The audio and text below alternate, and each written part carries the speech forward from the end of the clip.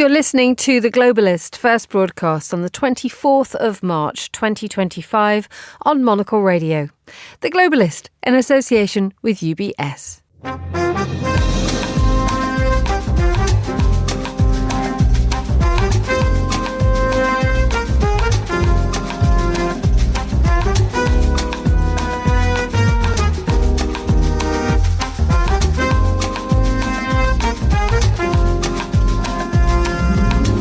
Live from London, this is The Globalist with me, Emma Nelson. A very warm welcome to today's programme. Coming up, the US Special Envoy Steve Witkoff says he believes Vladimir Putin wants to end the three-year conflict in Ukraine.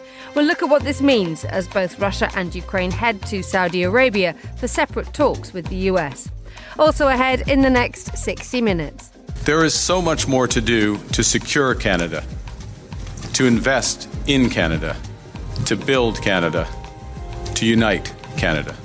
Canada's Prime Minister calls a general election. We'll ask whether this is as good a time as ever for Mark Carney to secure a win for the Liberals. Plus, everything is back to normal and people there are getting ready for another fantastic season. We'll find out how Santorini is working to persuade its tourists back despite the earthquakes. Plus, cleaning up the streets with a billboard ban in Zürich, Monday's newspapers, and we'll have the latest on Heathrow's efforts to get back to normal following its closure last week. That's all ahead on The Globalist, live from London.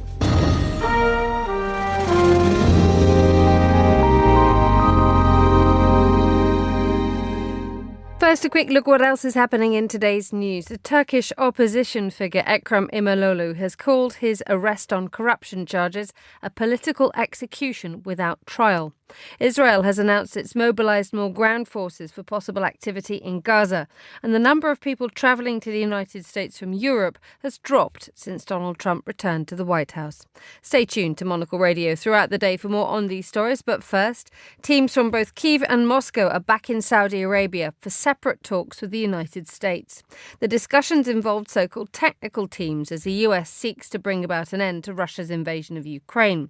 The talks follow phone calls last week between Donald Trump and Vladimir Putin, followed by one between Trump and Zelensky. Well, to tell us more about what's happening this week, I'm joined now by Stephen Dalziel, Russia analyst. Very good morning to you. Welcome back, Stephen. Good morning, Emma. Thank you. What stage are we at this as we head into a week this morning? I mean, Ukraine went first yesterday, didn't they? They did. Ukrainians and the Americans spoke last night.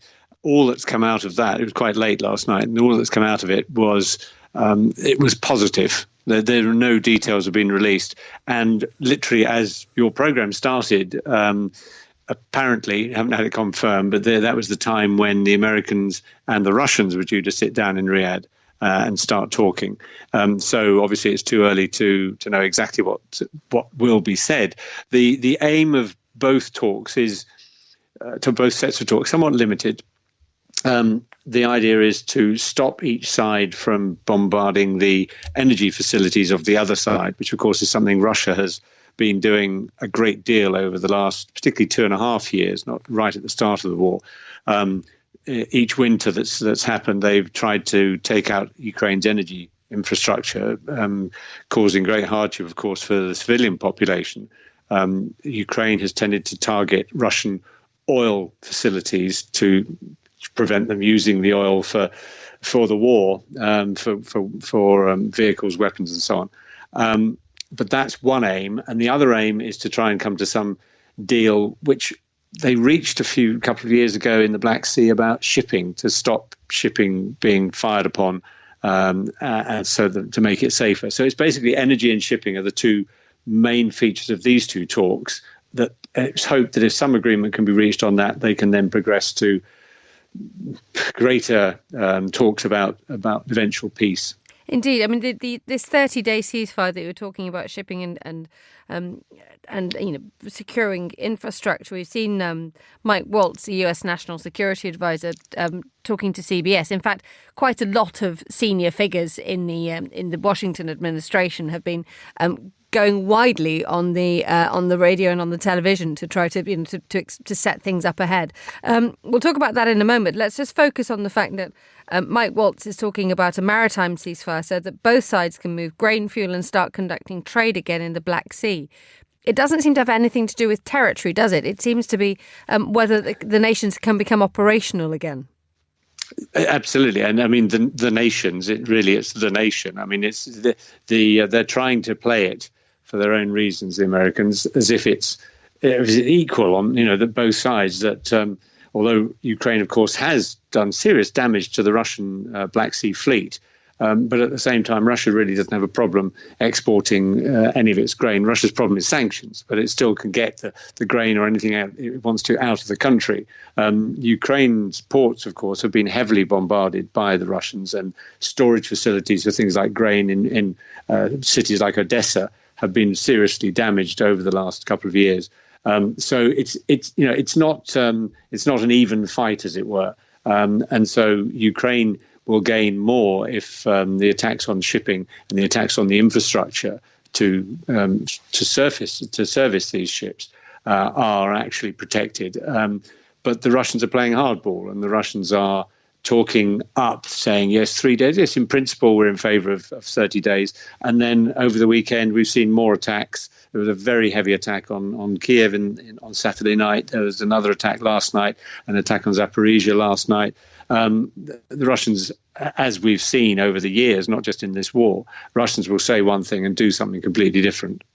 Let's return to this very, very public discussion that's been had by the Washington administration. I've already mentioned the fact that Mike Waltz, the US National Security Advisor, has been on CBS. But let's sort of examine what Steve Witkoff, this US Special Envoy for Russia, has been saying. He was on a podcast with Tucker Carlson this weekend. And he said, I don't regard Putin as a bad guy. He said he liked the Russian President, Vladimir Putin, and deemed him super smart. He said Washington's goal is to secure a 30-day ceasefire. The Ukrainians have reacted angrily to this, haven't they? Yeah, not surprisingly. If I were being kind to Mr. Witkoff, I would go back and take an old phrase out of the Soviet lexicology, which is useful idiot. Useful idiot was coined back to the time of the Russian Revolution, just over 100 years ago, which were those who were prepared in the West to trumpet the Russian view and say, no, Russia means good, and Russia wants to do well, and Russia wants to help everyone, which of course is nonsense. Russia wants to cause chaos, as it did then, it does now. So either he's a useful idiot, or he's completely in Putin's pocket. He said, he said he trusts Putin. We don't have to go back very far or find examples. Putin said in 2014, when the Russian little green men took over Crimea, well, it's nothing to do with me. And a year later boasted that, of course, he'd sent them in. On the 21st of February 2022, he said, I have no intention of invading Ukraine. And 3 days later, that's exactly what he did. There are so many examples. You can never trust Putin. Putin tells lie after lie after lie, and it's always to his benefit. It's always means that someone else is going to suffer. And if Witkoff really believes that he can trust this man, then, as I say, he's either a useful idiot or he's got a rather evil agenda himself. What, therefore, does Moscow want to get out of these so-called peace talks? By all accounts, that there is the idea that this is a technical moment for the Russians. Yeah, I mean, Russia wants the world to believe that they're interested in negotiating, and the world completely forgets the fact that Russia started all this. Russia is the aggressor. One of the worst things the Trump administration, or that has happened under the Trump administration, was the vote at the United Nations a few weeks ago, where the United States actually sided with Russia and Iran and North Korea and Belarus, saying that Russia wasn't the aggressor. That's really worrying, and that shouldn't be forgotten that the United States has done this. So there's that side to it. Russia will play its own game, and Russia will always find a reason for, even if they say they've signed a deal about 30 days stopping attacks on infrastructure. If Russia fires again, they'll say, "Oh, we did it because Ukraine did it."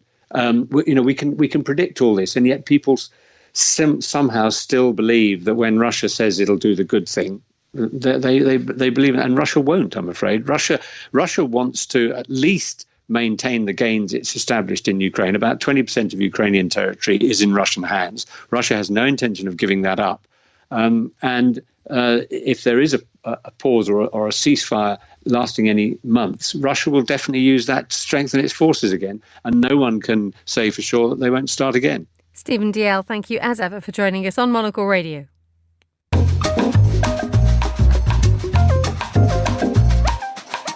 7:10 a.m. here in London, 3:10 a.m. in Ottawa. And Canada's new Prime Minister, Mark Carney, has called a snap general election in a month's time. He announced his intentions in Ottawa over the weekend.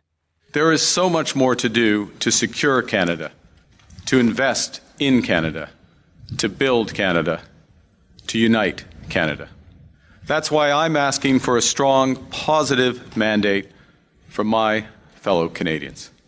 I've just requested that the Governor-General dissolve Parliament and call an election for April 28th. And she has agreed.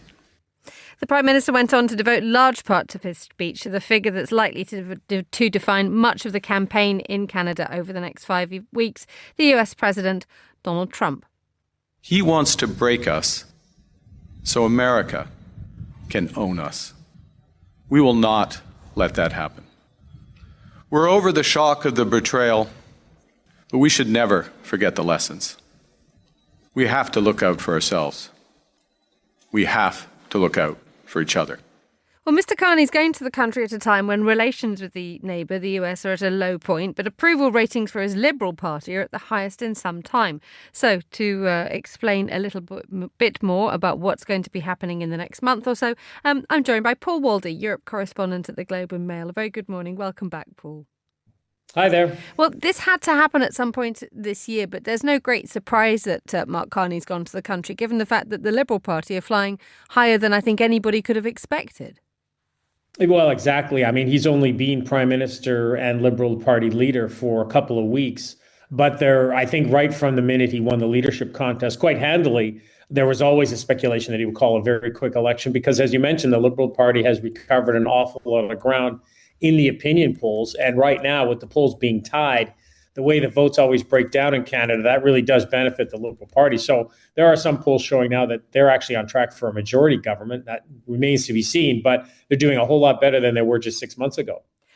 Just explain to us, though, the fact that Mr. Carney has called this election, as we just heard a moment ago, at that moment when Donald Trump has effectively called the very essential nature of the relationship between the United States and Canada into question. Mr. Carney is very much using or taking the collapse in relationship between the two countries as his main ticket, isn't he? Yeah, well, I mean, I think they all are. Pierre Poilievre, NDP leader Singh, all of them are using that as some kind of way to gain some political advantage. They all want to be, Mr. Canada and stand up for the country. But I think what Carney is also trading on is his background in business, his background as governor of the Bank of Canada, governor of the Bank of England, which gives him an awful lot more experience in sort of economics, finance, and business than the other party leader. So yes, he's trying to portray himself as this big defender of Canada, but also trying to really push his resume. And in that context, is it an entirely healthy thing to run an election which is almost entirely defined on an anti-Trump ticket, given the fact that when we'll come to the domestic issues that seem to have been pushed to one side? Yes and no. I mean, he is trying to do that. And certainly, I think the Liberals would like to frame the election that way. The Conservatives still want to harp on the problems they see domestically that they blame the Liberals for. Keep in mind, this would be a fourth term for the Liberal Party. So the Conservatives are saying, nothing has really changed under Carney. The problems that were there domestically before him under Justin Trudeau are still there. And the NDP, to a large extent, is running much of their campaign on that as well. And so will the Bloc. So, yes, I think Carney's hoping that this will be very much a Trump election. And that certainly polls indicate that is off top of mind of most Canadians. But there are other issues that the other parties are hoping they can play up. Let's talk about those other issues and the fact that, I mean, if we look at the Conservatives who, until Donald Trump and then, dare I say it, Justin Trudeau resigned, the Conservatives and their leader, Pierre Poilievre, looked absolutely a shoo-in for the next government.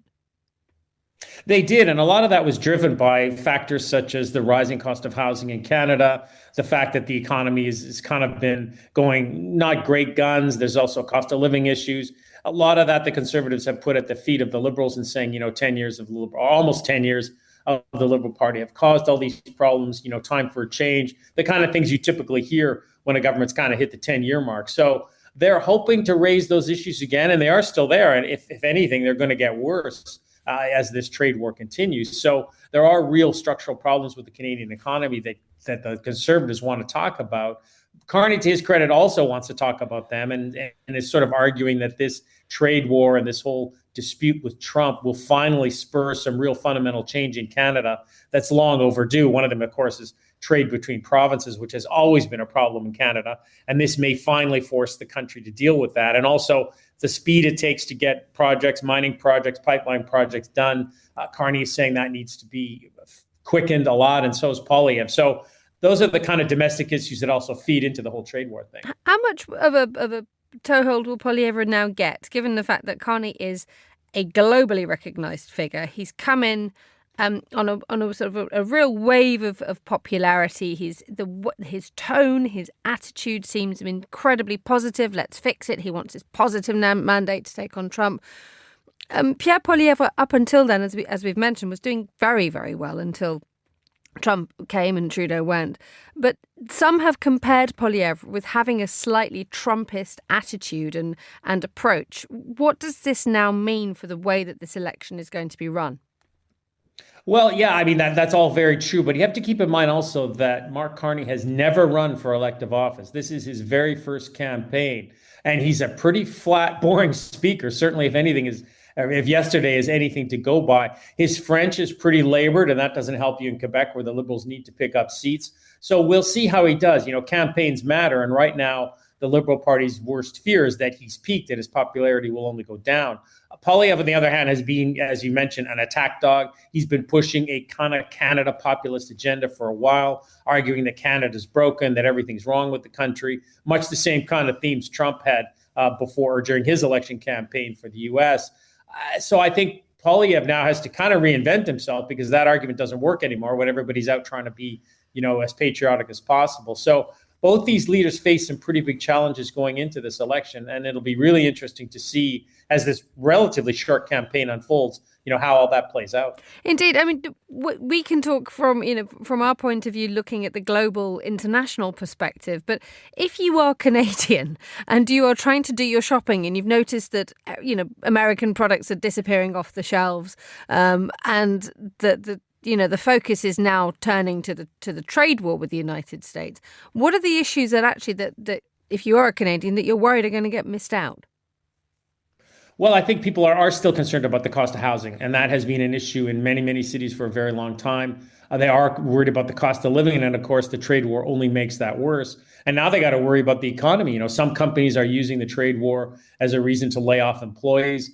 There's fear in a lot of sectors, the steel sector, the aluminum sector, which already face huge tariffs.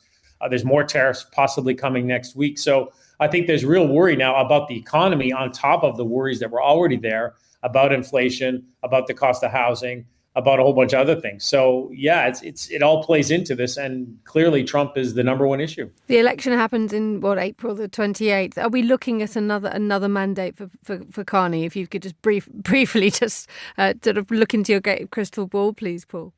Well, you have to keep in mind in Canada, if the polls are even, if the Conservatives and Liberals are tied in the polls, which they effectively are, that always benefits the Liberal Party. So at the very least right now, I think the Liberals head into this likely forming a minority, but we'll see how the campaign goes. Paul Baldy, thank you as ever for joining us on Monocle Radio. Still to come on today's programme. The announcement has had a warm reception in Poland, and InPost is already looking to roll out a similar service in other countries, including the UK and France. We'll find out more about a renowned Polish newspaper's latest scheme to get the nation reading more physical print. Stay with us on The Globalist. UBS is a global financial services firm with over 150 years of heritage. Built on the unique dedication of our people, we bring fresh thinking and perspective to our work. we know that it takes a marriage of intelligence and heart to create lasting value for our clients. It's about having the right ideas, of course, but also about having one of the most accomplished systems and an unrivaled network of global experts. That's why at UBS, we pride ourselves on thinking smarter to make a real difference. Tune in to The Bulletin with UBS every week for the latest insights and opinions from UBS all around the world.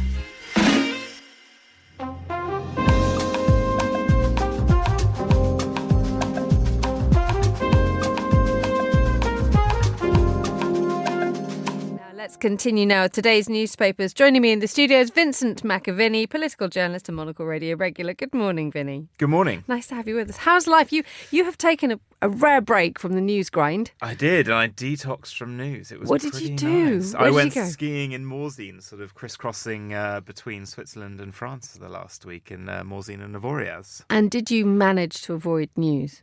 I did absolutely manage. I turned off push notifications. I turned off email notifications. I just took a news break. And how was it? It's delightful. It's delightful. Sorry to break some bad news to you. Yes. You're doing the newspaper review Yeah. from about now, so you sort of heavy re-entry, Yeah. like those poor astronauts.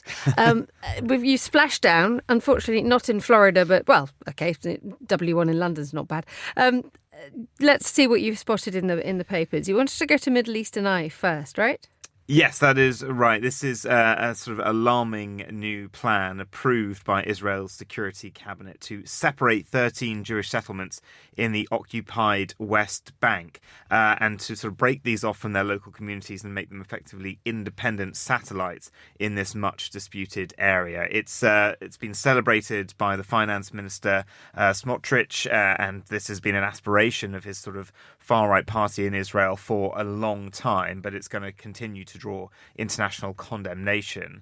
The Palestinian Foreign Ministry heavily criticising the move, saying it's disregarding international legitimacy and resolutions, but it feels like this government is pretty emboldened at the moment by Donald Trump and the fact that, they've been able to time out the ceasefire effectively in Gaza and restart operations there as well without really much criticism. I mean, it is a huge development, isn't it? Because they will get, I'm just looking at the Times of Israel saying former illegal outposts will get councils eased funding, and they say it's an important step on the path of de facto sovereignty. There's a single-mindedness to this, as there generally is with Israel. Yeah, totally. And if you look at the demographics, I mean, they're now up to around 700,000 Israeli settlers. There are still 2.7 million Palestinians in the West Bank and East Jerusalem. But that is still a substantial number, and it is growing. You're getting more and more people turning up into that part of the territory to try and build these new settlements and force Palestinians out. And that's, it's been turbocharged since the October 7th attack. Indeed, and it looks like it shall continue. Let us look at the next story. What have you spotted for us, Vinny? Well, this is a really interesting story about the UK's digital services tax. Now, this is something that the UK and France have really tried to pioneer, and multiple other countries around the world have sort of picked it up. And this was meant to be a sort of percentage levy on profits by the digital social media companies, so the likes of Meta, the likes of TikTok, the likes of Amazon, all these who make these huge profits in countries, but then sort of use a bit of funny accounting to make sure it's offshored and that the UK doesn't get the sort of tax receipts it deserves. So this, though, is a plan, seemingly, because in 2 weeks' time, Donald Trump is imposing these reciprocal tariffs. There are concerns about a hit on the UK steel industry, which is already fledgling. It's been, through decades of troubles, but it needs to be kept going because, particularly with the increasing security threats around the world, you need to sort of have a domestic steel industry. But there is talk about reining back the digital services tax as part of a quid pro quo with the Trump administration, possibly to avoid 25% tariffs on British steel. But it's coming into a lot of criticism, some from Labour's own benches, also from the Liberal Democrats, one of the main opposition parties here, saying that appeasing a bully is never going to actually do you any good in the long run. But it is this difficult balance that the British government and many are having to sort of trades around the world, where you're trying to make sure that, given the closeness that these tech oligarchs, Mark Zuckerberg and the like, that we all saw at the start of the administration in that inauguration in the hall, how close they are. They don't want them to be whispering Donald Trump's ear for him to then come and attack us. This is a really difficult problem that we've just seen Mark Carney launching his bid to become Canada's Prime Minister for the next term and being absolutely straight. This is the biggest threat that we've had to us in a generation, the Trump administration.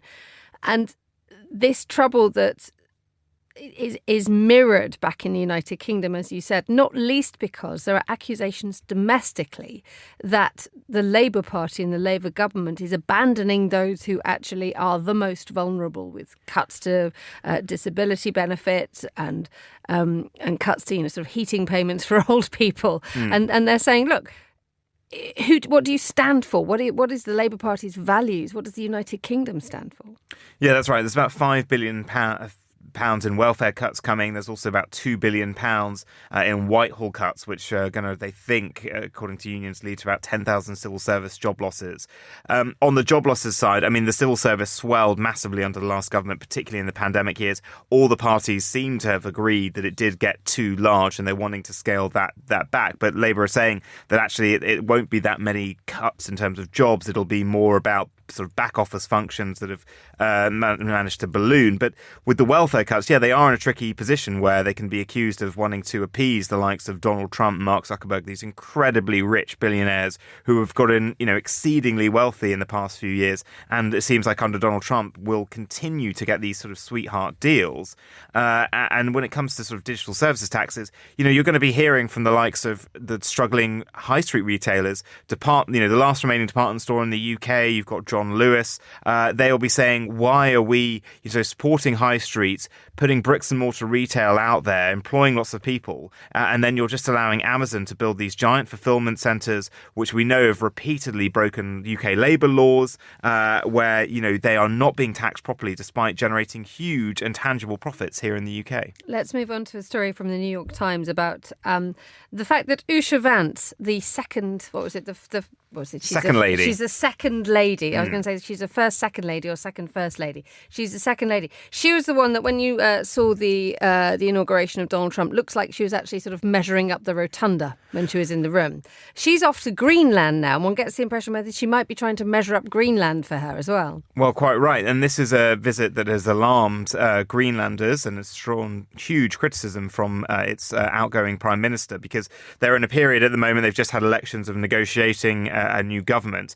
But this is actually a double visit. So Usha Vance is heading to Greenland for several days with her son as well, to seem to soften the trip a bit. And she's going on what she's sort of, a cultural tour. She's going to visit some sites. She's going to learn about the territory's heritage. She's going to attend the national dog sled race. So let's see what kind of reception she gets there. But at the same time, you've got Mike Waltz, who is the White House National Security Advisor, very close to Donald Trump, sort of effectively his bag man around the world at the moment. And the Energy Secretary, Chris Wright, they are going to Greenland to visit US bases. Now, the US has had bases in Greenland since the Second World War. They form a key part of its sort of strategic defense against ICBMs, and they've got sort of airfields there that they use as well. But none of these visits were sort of invited by Greenlanders. And the Prime Minister is really strong in his rebuke. He says that the only purpose is to show a demonstration of power to us, and the signal is not being misunderstood. Trump is most confidential and closest advisors, presidents in Greenland alone, will make Americans feel that Trump's mission is going ahead, and the pressure will increase after the visit. So this is going down incredibly poorly, and I think we'll see, where the government party is going. They probably won't come across anyone. They'll be on US bases. But Usha Vance, I think will be interesting to see what kind of reception she gets, because Greenlanders, by huge numbers in polling, do not want to be part of America. They have, issues about being part of Denmark. There is a move for independence, but they are concerned that America, in this sort of expansionist, same as with Canada, mode that it is hitting, just wants to subsume them. Finally, what a strange sight yesterday to see a clearly very ill Pope Francis being wheeled out onto a balcony at the Gemelli Hospital in Rome to deliver thanks. Obviously, incredible gratitude and excitement from those who follow the Pope so closely. But it was I found it a very uncanny and unnerving experience, given the fact that he is still so desperately ill as he heads back to the Vatican. Yeah, he's 88 years old. He has had pneumonia. He was admitted all the way back on Valentine's Day. He had sort of 2 critical incidents during this 5-week period. And we learned if you didn't know already, he lost part of one lung as a young man. So this was incredibly difficult. I think, when he was wheeled onto the balcony, the deterioration in his health and the ordeal that he has had is totally not only visible, but he tried to speak. He only managed to say a few words. He was speaking very slowly. He's going to return to the Vatican for 2 months, they say, of rest. He's had his papacy going now for 12 years. He's jetted around the world to meet some of the billion Catholics. It feels like he is now entering the sort of final stages of his papacy. I think he'll be much more Vatican-based. There are rumours still that he might resign and we could have a conclave coming. But his apparent demeanour has always been that he didn't want to make what Pope Benedict did feel normal, that resignation was something that popes would sort of customarily do, because then a pope might come under criticism to the extent that they feel pressured to resign. He wants it to be a lifetime appointment again. So we'll see whether or not he holds to that feeling. But he did look incredibly frail. But many of those who saw him yesterday outside the Gemelli Hospital were delighted to see him return. So it doesn't feel like a conclave is imminent. We'll see how well this recuperation goes. Vincent McAvenny, good to have you back. Thank you so much for joining me in the studio. The time here in London is 7:31 a.m. You're listening to The Globalist with me, Emma Nelson. A quick summary now of what else we're following today. The Turkish opposition figure Ekrem İmamoğlu has called his arrest on corruption charges as a political execution without trial. He'd been expected to be confirmed as a candidate in a nomination ballot to stand in the next presidential election. As the main rival to President Erdogan, his arrest has sparked widespread protests across Turkey. A political leader of Hamas has been killed in an airstrike in Gaza. Israel has also announced that it's mobilised more ground forces for possible activity in the Strip. Palestinian officials on Sunday put the death toll from nearly 18 months of conflict at more than 50,000.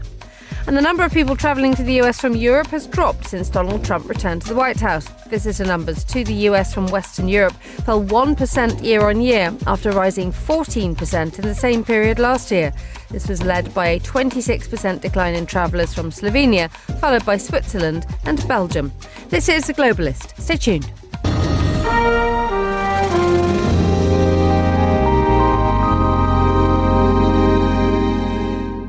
It's time for a look at some of the other stories we're following today. Here's Monocle's Julia Lassica on Poland's oldest newspaper adopting a new parcel locker delivery service.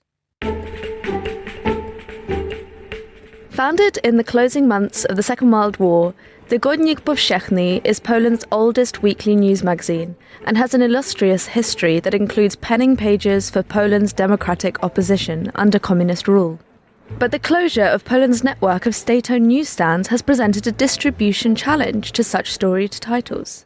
Now the Weekly has partnered with InPost, a Polish logistics company operating 24-hour automated package lockers on the street corners of European cities from Rome to Madrid, to offer free delivery to the paper subscribers through a national network of 25,000 lockers. While these postboxes lack the friendly welcome and aesthetic appeal of a good kiosk, this partnership is still good news. Readers, especially in smaller towns, are finding it harder to access quality print journalism because of kiosks shuttering and a slower postal service, says Michał Sowinski, a managing editor at Tygodnik Powszechny. But this collaboration means that we are closer than ever to our audience. The announcement has had a warm reception in Poland, and InPost is already looking to roll out a similar service in other countries, including the UK and France. If InPost's plan works, perhaps the roadside newspaper vending machines that were once a fixture of American sidewalks will be due for a comeback.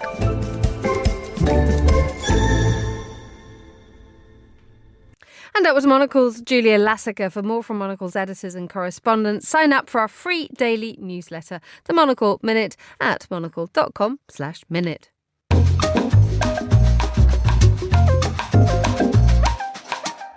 1634 in Seoul, which is where we head now, because South Korea's Prime Minister has had his impeachment proceedings against him overruled and has been returned to office. Prime Minister Han Duck-soo will now become the country's acting president in the absence of Yoon Suk-yeol. He is currently subject to impeachment for declaring martial law last December. Well, to bring us up to date, I'm joined now by Rafael Rashid, who's a journalist based in Seoul. Good afternoon, Rafael. Hello, good afternoon or good morning to you. Thank you very much indeed. Just please explain to us why Prime Minister Han Duck-soo has had his impeachment proceedings overruled. The Constitutional Court essentially rejected that he would be impeached. It was a split vote.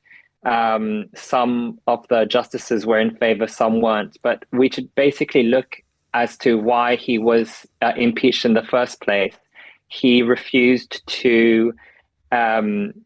He basically refused to put in position some Constitutional Court justices, and the major opposition parties said that essentially he was breaking the law, and he was impeached. He was suspended as acting president. Originally, he was prime minister, but the Constitutional Court essentially found that he did make some violations to some extent, but these violations were not enough to betray the public's trust.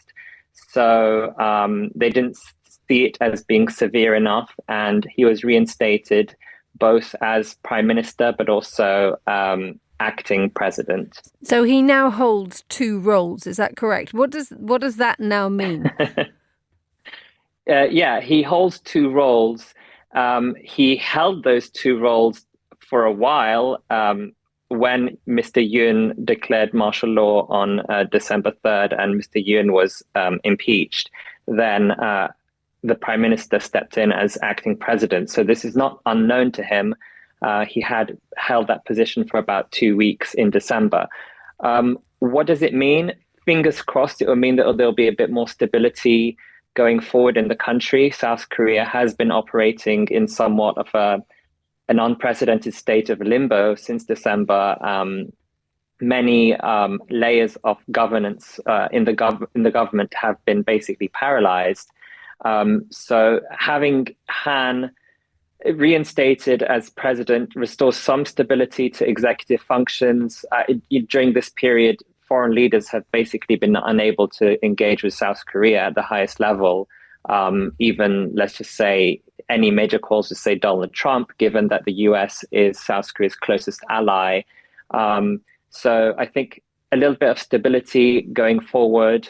But of course, Han's case was important to South Korea. But the big one around the corner is, of course, President Yoon, which will be hopefully soon. Indeed, I mean, you say hopefully soon, but there is criticism already that the impeachment has gone on for a very long time. I mean, how much is this actually interfering with the way that South Korean politics can be done? I mean, you just mentioned the fact that South Korea suddenly has an international figure back at the helm.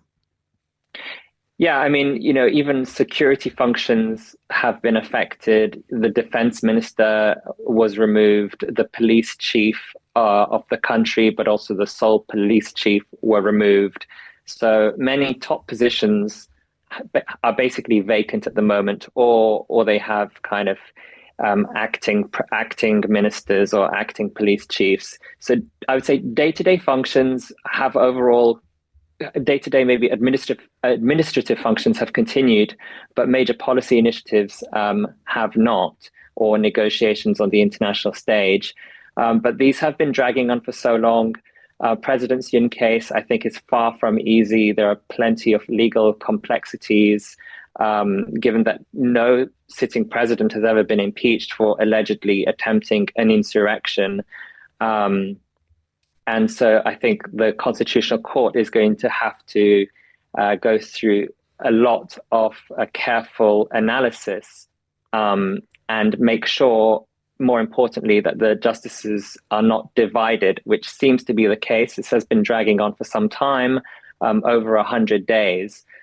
which suggests that there is maybe some disagreement between the justices. There are 8 of them at the moment, and no one can know exactly what they are thinking apart from those 8 people. But fingers crossed, maybe there might be a verdict anytime this week. Perhaps Thursday or Friday is what some analysts are predicting. But again, nobody knows for sure. Rafael Rashid in Seoul, thank you so much for joining us on Monocle Radio.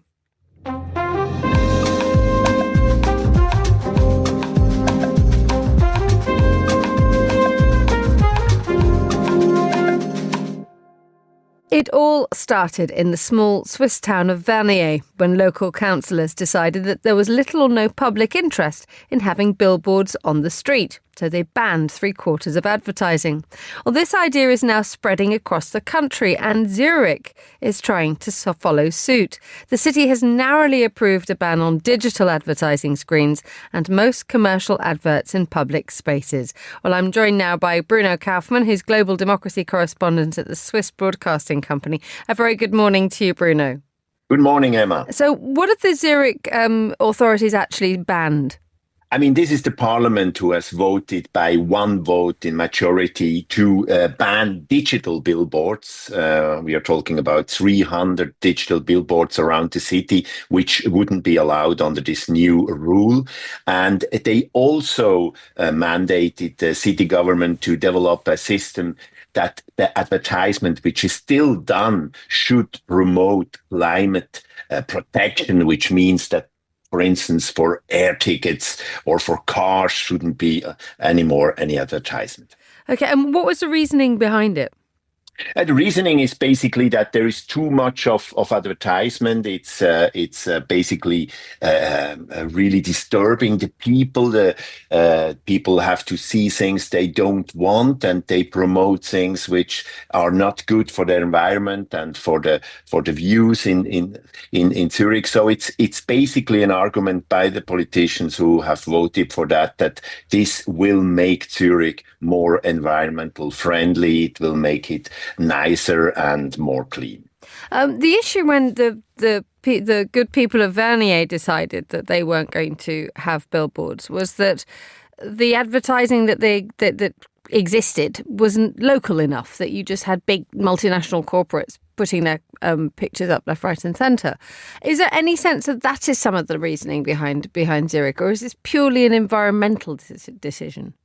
No, it's also, it's one of the arguments that, of course, Zurich is a place of many big companies, and Zurich is a place which is very different from Vernier as a small city. But it's also about that, the advertisement which should still be allowed should be about from the public sphere, from the city, or also from local companies. But in fact, when you look into the reality of the advertisement, there are a lot of local companies who are today doing this advertisement. So it's very local already. It's quite a tricky situation to get through, for example, because you, as you say, you know, if you're an airline, you're not allowed to have your advertising put up, but culture is allowed.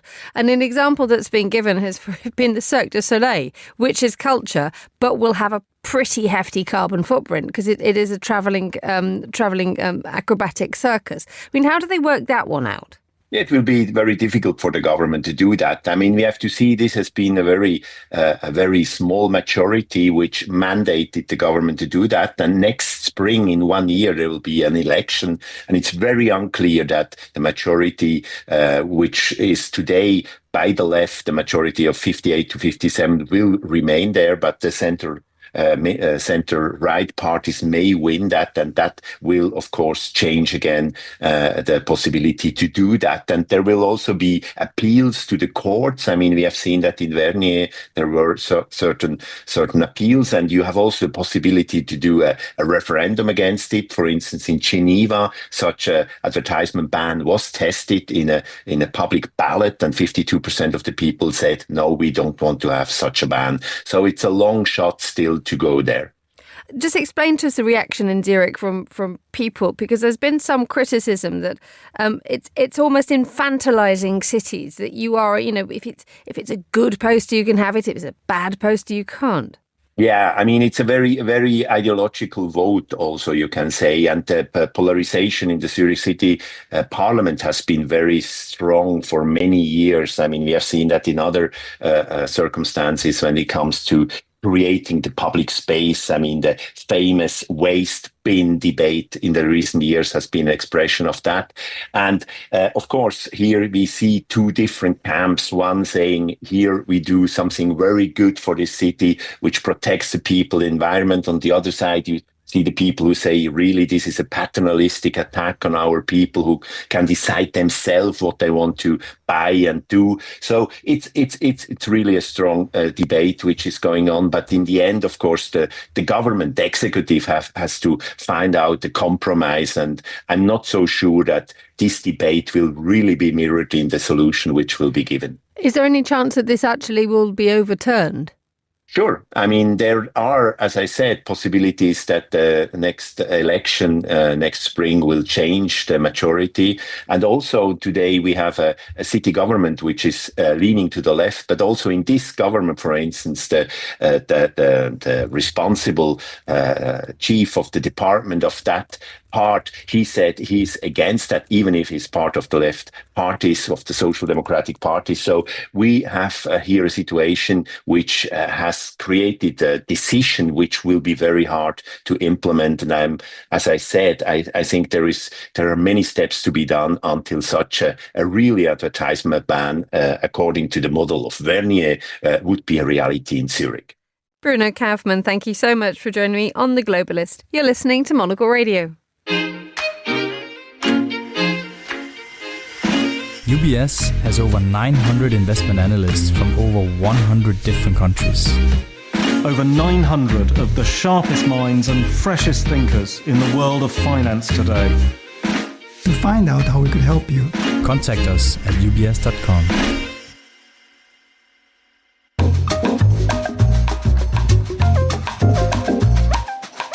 Let's hear now on The Globalist from the Greek Tourism Minister Olga Kefalogianni. She's been in London to assure international travellers that Santorini is fully prepared to welcome visitors for the new season, following concerns over recent earthquakes. After visiting the island, she joined Monocle Radio's Tom Webb with an update on the recovery effort in the region. The important message that I want to convey is that Santorini and the neighbouring islands are open and operating completely as normal.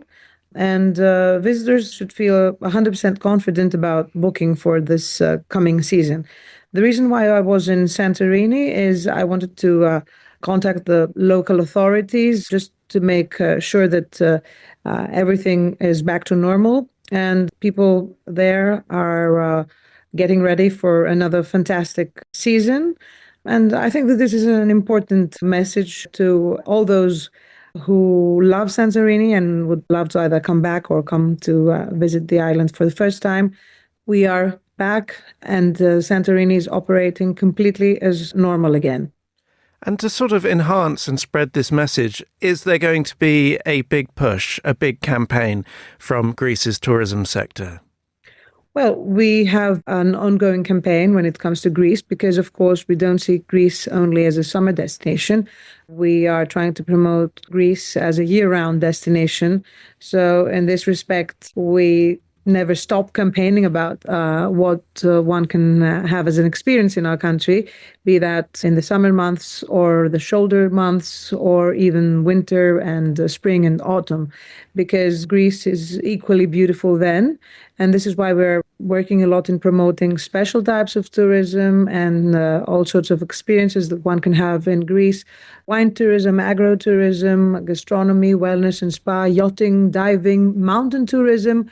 We're even upgrading our ski resorts. Believe it or not, Greece has ski resorts, cultural tourism, religious tourism. So all sorts of different experiences that one can have in Greece. So this is our campaign and our message that Greece has all sorts of different experiences that one can enjoy in a country very well known for its hospitality.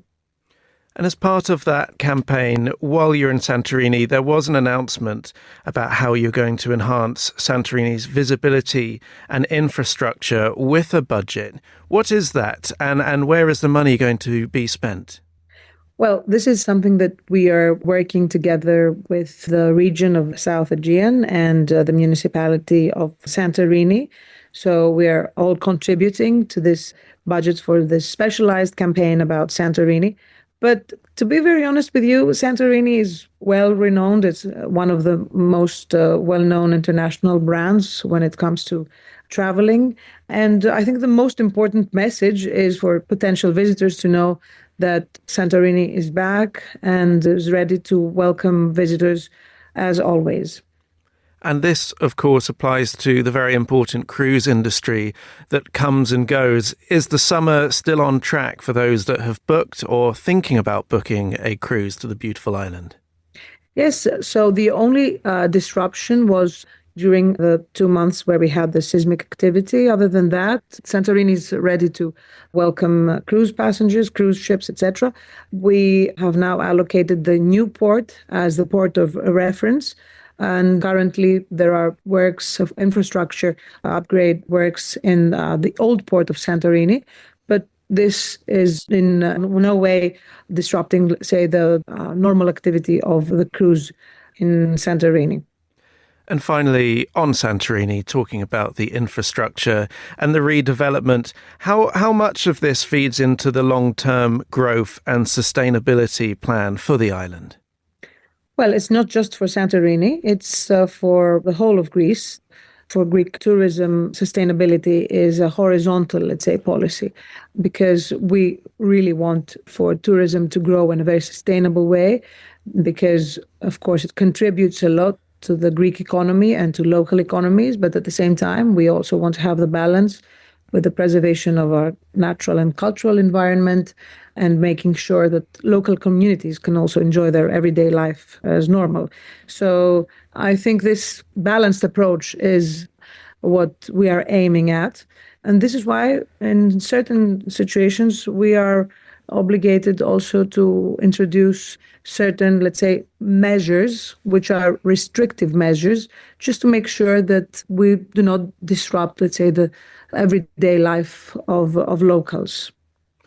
Now, I know you're not the finance minister, but this question is still relevant. Greece's credit rating has been upgraded. It's a very big moment, but it does speak to investment opportunities in Greece's tourism sector.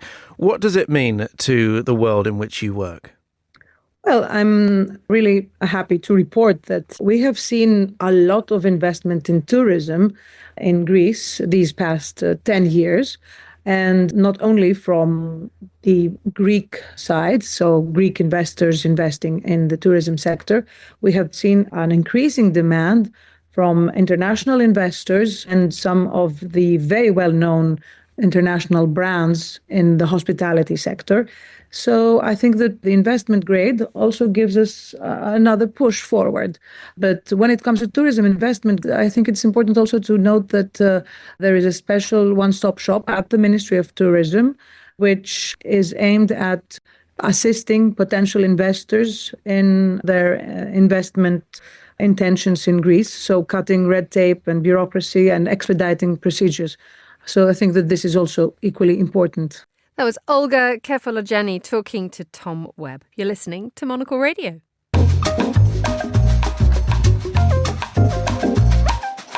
We round off today's show with the latest aviation news, including a bit of a post-mortem on the aftermath of Heathrow's temporary closure on Friday. Sally Gethin, the aviation expert and regular voice here. Welcome back, Sally. You'd have had a busy weekend. Thank you for coming in on Monday morning.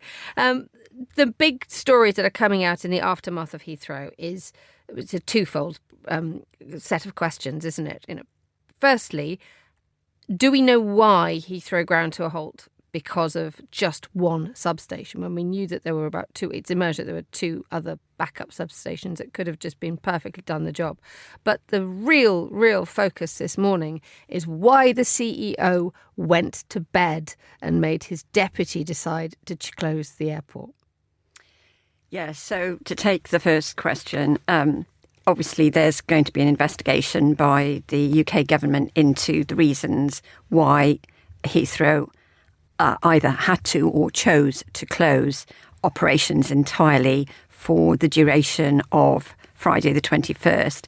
of March. And secondly, with the CEO, it seems that the airport's contingency planning was to split the management and the operations crews into two teams. And one team was going to get some rest and sleep overnight, and the other team was going to handle it in their absence. And what happened was the CEO went with the team that went to bed, basically, and left the other team to handle the crisis and make critical decisions.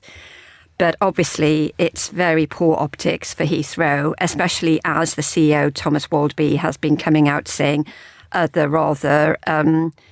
making gaffes, quite frankly, saying how proud he is of how the airport handled the crisis. And this is triggering for a lot of passengers that were severely disrupted in the whole debacle. And let's just place this into context.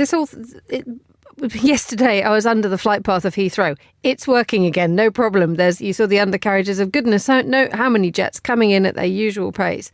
But the knock-on effects globally are what? They're huge, and actually they're even bigger for air cargo. 48% of UK cargo goes through Heathrow, and actually they're complex supply chains, and that will continue to reverberate for weeks, actually. So there's a big hit to the economy, which hasn't really been discussed in the mainstream media. And obviously, with the passengers, it is coming back to some semblance of normality. But with the long-haul point-to-point traffic, that will also reverberate, probably not for weeks, but at least into the next week, I would say. There will be someone in a departure lounge right now who's still there because of what happened to Heathrow on Friday, I'm sure. Well, they could be stranded at an overseas airport and trying to get back to the UK, or perhaps they've had to give up their journeys altogether. If it was a short trip, for a special occasion, perhaps a wedding, for example, and you've missed it, then it's game over, isn't it? You can't get that back. Sally, let's move on to another story that's making the headlines in aviation, which is Malaysia is going to put flatbeds on a 737 MAX. Yes, this is quite exciting in a way. So it's going to be on the 737 MAX 10. Now, that actually hasn't been certified yet, so it's still a bit in the future. But to put lie flat beds onto a single-aisle aircraft, it does set a precedent.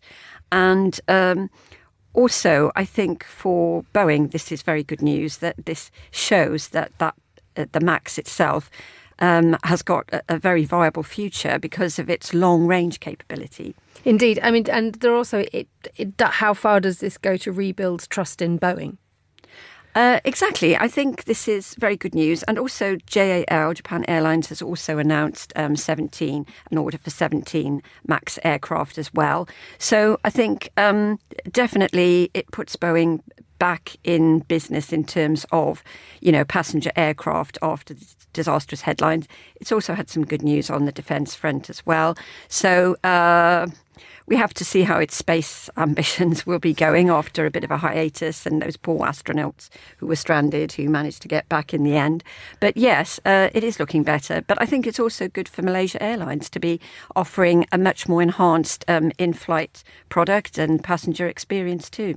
Sally Gethin, thank you so much for joining me in the studio. And that's all the time we have for today's programme. The warmest of thanks to all my guests and to the producers, Chris Chermak, Tom Webb and Monica Lillis. Our researcher was Francesca Jilks and our studio manager was Mariella Bevan. After the headlines, more music on the way. The briefing's live at midday here in London. Chris Chermak is your host for that. And The Globalist is back at the same time tomorrow. But for now, from me, Emma Nelson, goodbye. Thank you very much for listening and have a great week.